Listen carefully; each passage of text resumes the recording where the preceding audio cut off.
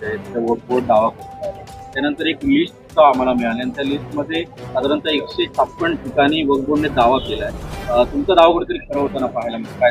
बघा, आम्ही जी काय माहिती काढलेली, जी काय माहिती गोळा केलेली त्यानुसार ती माहिती लोकांच्या समोर आणली होती.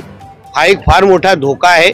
वक्फ बोर्ड सारखा हा जो काही कायदा आहे, काय जो बोर्ड आहे, तो आपल्या देशामध्ये आपल्या देशाला इस्लामिक राष्ट्र बनवण्याच्या दृष्टिकोनातून पाऊल टाकण्यासाठी हे सगळे प्रयत्न हे लोकांचे चालू आहेत. सुदैवाने आज आपल्या देशात आणि राज्यात हिंदुत्ववादी विचाराचं सरकार आहे. हिंदुत्ववादी विचाराचे प्रधानमंत्री आणि मुख्यमंत्री आहेत. तुम्ही विचार करा, अगर महाविकास आघाडीचं सरकार असतं तर आतापर्यंत आपल्या सिंधुदुर्गाचे 50-60% जमिनी किंवा 156 जे आपण ते त्या वक्फ बोर्डला देऊन पण टाकले असते. आज जिल्ह्याचे तिन्ही लोकप्रतिनिधी, जिल्ह्याचे खासदार हे सगळेचे सगळे महायुतीचे आहेत, हिंदुत्ववादी विचाराचे आहेत आणि म्हणूनच लोकांनी ह्याबद्दलच्या जनजागृती करावी. असलेली आपली जमीन जे काय त्या यादीमध्ये आलेली आहे, आता त्या यादीच्या पलीकडे काय हे लोकांनी मस्ती केली आहे काय तेही आम्ही तपासू, पण असलेली जमिनीची बद्दल माहिती घ्यावी.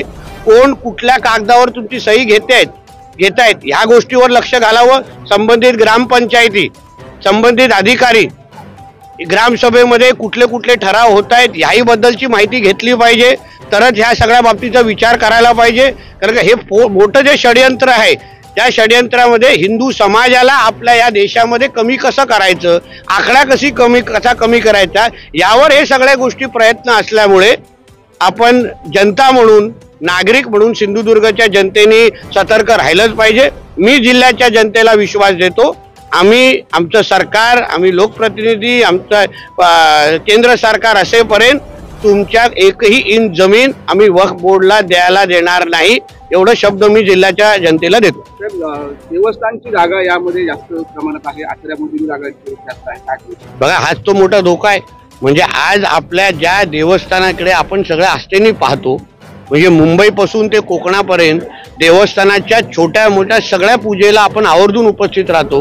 या सगळ्या देवस्थानावर पण दावा ठोकण्याची हिंमत या वक्फ बोर्डने केलं असेल तर ह्यांची हिंमत मोडण्याचं काम सिंधुदुर्गाच्या हिंदू समाजाने केलंच पाहिजे.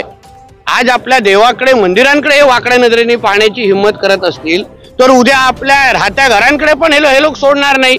म्हणून या सगळ्या बाबतीमध्ये अभ्यास करून मीही संबंधित प्रशासनाशी बोलणार आहे, पोलीस खात्याशी बोलणार आहे, जेणेकरून अशी ही जी काय मस्ती सुरू केलेली आहे ही हिंमत कशी तोडता येईल यावर निश्चित पद्धतीने पावलं उचलली जातील, एवढा विश्वास जिल्ह्याच्या जनतेला देतो.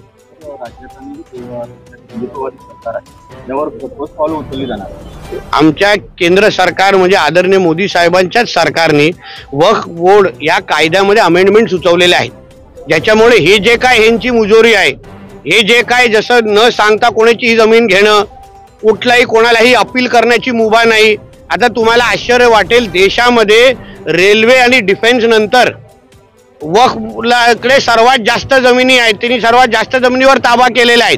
अहो, आज आपल्या एक देवस्थानावर ताबा ठोकायला सुरू केलेला आहे. उद्या आपल्या अंगणेवाडीच्या मंदिराकडे करतील, उद्या कुणकेश्वरवर करतील, कुठे हे लोक नजर फिरवतील ना, रामेश्वरवर करतील, मंदिराकडे करतील, कुठेही नजर फिरवतील ना. म्हणून अशा पद्धतीच्या म्हणून मी सुरुवातीला बोललो, आपलं नशीब चांगलं आहे की आपल्याला हिंदुत्ववादी विचारायचं केंद्र आणि राज्य सरकार असल्यामुळे हे लोक आता जास्त हिंमत करू शकणार नाही. आम्ही जागृत आहोत, आम्ही सतर्क आहोत आणि आम्ही असा कुठलाही इस्लामिक आक्रमण आपल्या देशावर सहन करणार नाही.